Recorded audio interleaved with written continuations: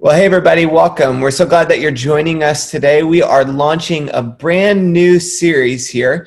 It's called the Echo Essentials. And over the next few weeks, we're going to be rolling out some tools for you. In particular, right now, if you're listening to this at a later date, you'll realize that it was recorded in the midst of COVID-19. In fact, today's episode will be airing on March 30th, 2020. So we are in one of the biggest crises that we've ever faced, both in our country and in our world, at least in my generation. This is one of the biggest crises that we face. And so we thought it would be helpful to roll out for you some very practical tools. This week's series is going to be titled Essential Habits, and we're going to talk every day about one essential habit that you can put into play in your life. And so I'm here hanging out with my wife, Stacy. Yep. Hi. Good to see everybody. And she's really happy with me right now because I gave her a big, long warning that this video was coming. Yeah, you told me a few minutes ago, and I had not put on makeup or comb my hair in like 16 days. And so I was not too happy to have to go upstairs and pull out my makeup case. Well, you look wonderful. I love you people. It's for you, for the people. So we're glad to be hanging out with you. And we're going to talk today, we're specifically going to talk about the first of the 5 habits, a daily habit. And that's what is today's habit?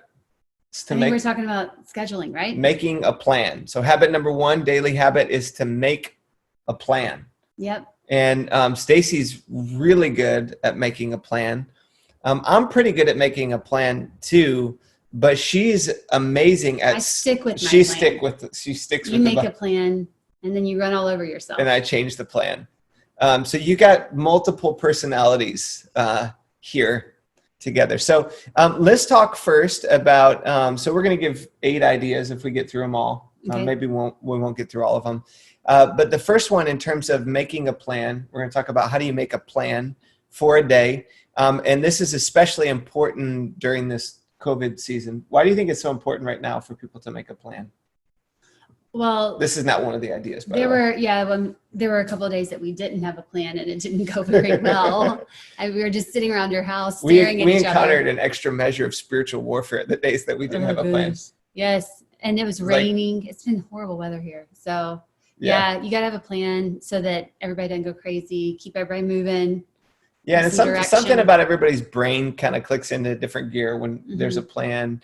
And even it's kind of crazy to think about if you're locked inside of a house where we have this, what's the phrase for it? It's shelter in place. Shelter in place. So you think, well, I don't need a plan, but in reality, when there is a plan, everything runs better. Attitudes are better. You actually get stuff done. Yeah. So the first one that we're going to talk about is put your big rocks in first. Yeah. For me, and I think for Andy too, the 2 essentials for us in the morning are just getting up and making sure we get some time with Jesus before we face the kids, and also making sure we get a workout in every day because we just feel better. And so those are things that are easy to squeeze out if you're not intentional about getting them on the calendar, on your schedule, and maybe even doing them first thing in the day. And then kind of the whole day feels better if you can get those first really big things in for first thing. Yeah, and we won't spend a ton of time on that because later in the week I'm going to come and talk a little bit more about both of those habits that she just mentioned. One other really practical thing that I find helpful in terms of making a plan for a day, especially when it comes to work, is I want to know what are the top 3 things that I need to get accomplished today. Like if you got to the end of the day and you only got 3 things accomplished, what would those 3 things be that will have moved the needle most, especially for those of you who are like working online? Even in the midst of Zoom meetings, sometimes you might actually have to write on, be present for this meeting because that's the most important meeting. And I find that if I can have those 3 things done, that sometimes just clarifying and focusing on your 3 biggest priorities and making them actionable, whether it's like, have this conversation, send this email, write this report, that clarity helps a ton. So that's number 1. Number 2, we're going to talk about winning the morning. Win the morning. That's kind of what I just was talking about, but I think you could set an alarm and get up when your alarm goes off, have a clear start time. Is that a different one though? No, well, it's number 2 on the ideas. Yeah. You think you already said that, so we can just keep going? Get your big rocks in first. Yeah. And then the third one you have down is to have a clear start time. So it's all kind of about, Yeah, it's all kind of about the morning. So hey, I like specifics when I'm trying to communicate content. The clear start time though is really helpful, not just for me, but for kids. Yeah. Let me tell you a little secret, a little helpful hint for all the parents out there. Your kids can be trained to stay in their bedrooms until a certain time. Yeah. You can start this as young as babies. And we have had a 7 o'clock wake up time since our kids were babies. And even if they would wake up ahead of time, now this kind of is in effect once they've learned to sleep through the night. You can't have a newborn baby screaming in there from 5 a.m. to 7. But once they can sleep through the night, if they wake up before 7, then they don't need to come out of their rooms. And we got this little okay to wake clock. You can get one on Amazon. It'll get here by June. And but you can order one of those, and then it turns green when they're able to come out of their rooms if they're too young to tell time. And we have trained our children that they're not allowed to come out of their room until 7. And so that allows us to have, we know what our start time is, that we can get up by a certain time, get our stuff done. And then right now this is what time breakfast is. And we're eating breakfast at that time. You're not sleeping until 10 o'clock. We're going to start our day at this time. We're going to do our homeschooling, and just having a clear start time for myself and for the kids is really helpful to get the day off to a good start. That's good. Number 4 is to schedule playtime.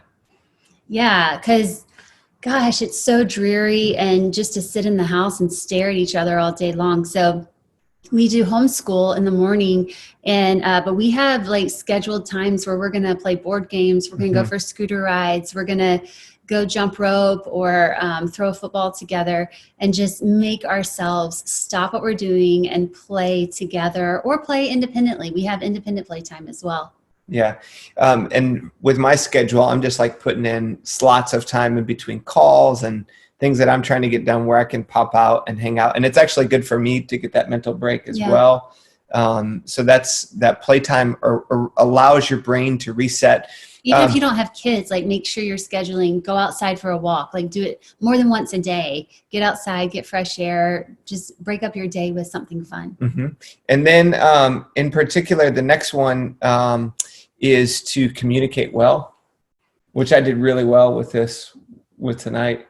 Today, helping you. You came in the room an hour ago. You're like, you're shooting a video. Yeah. No.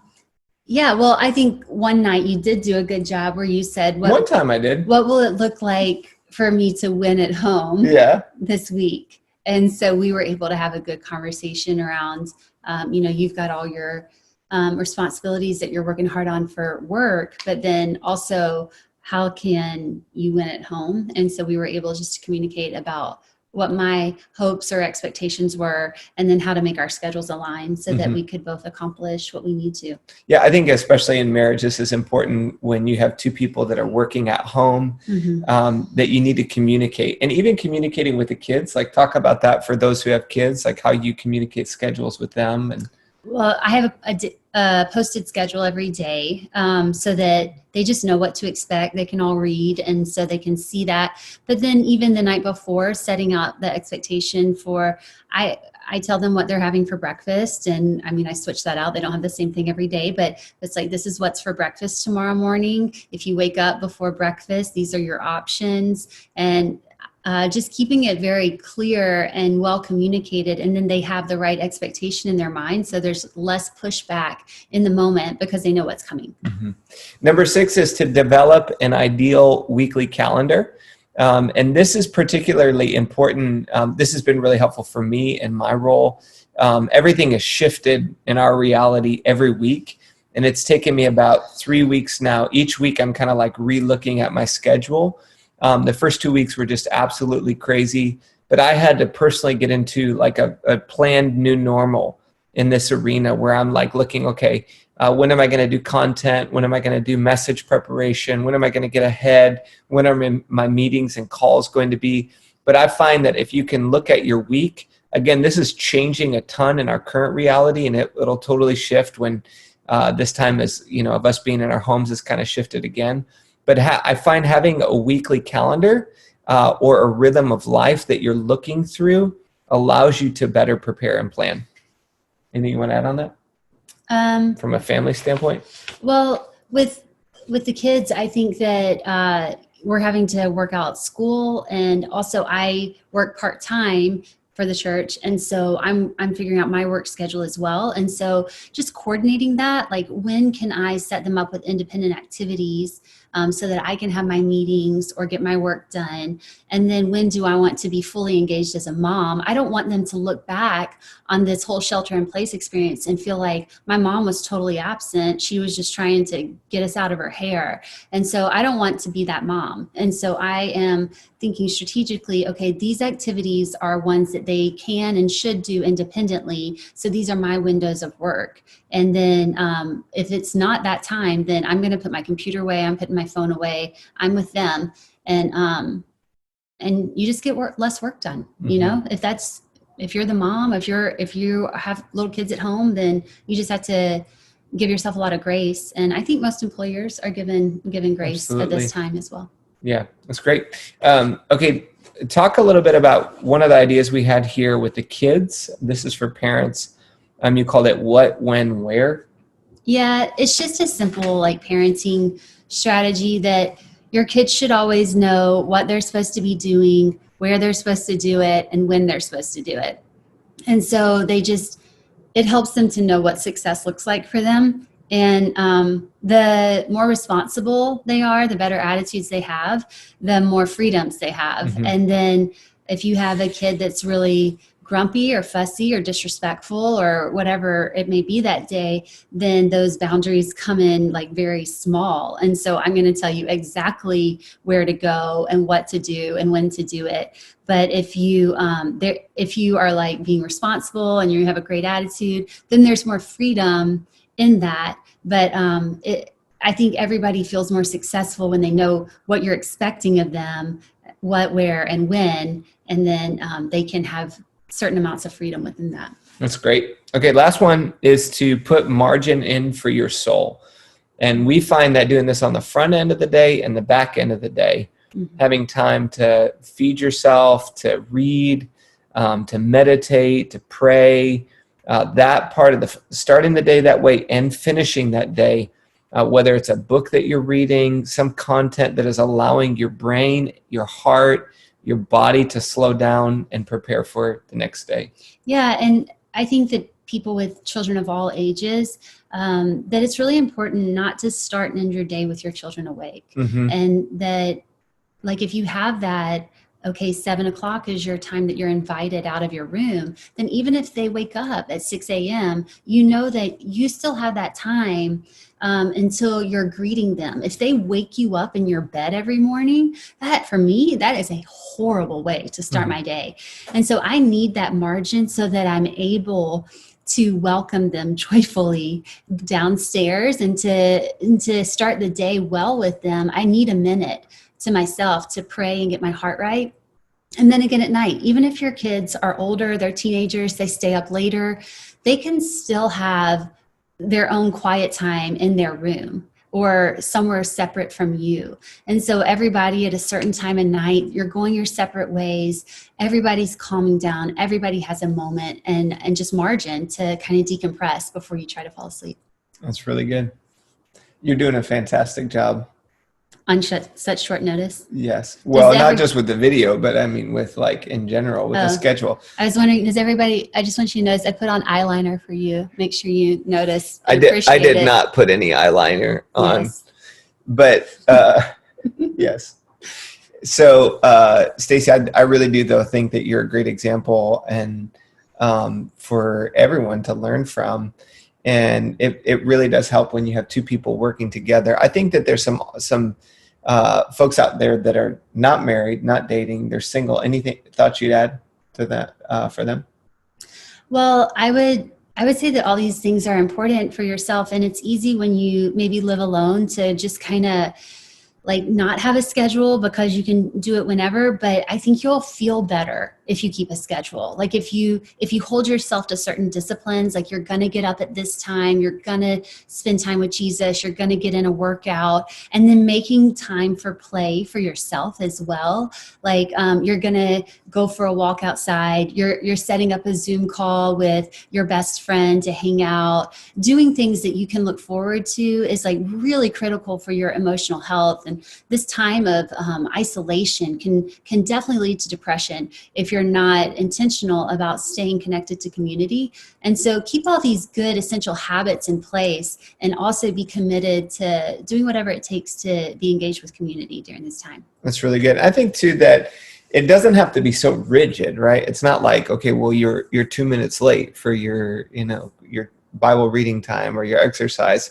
At least I'm not very rigid with it. No, you're not. You are. You're quite flexible with yourself.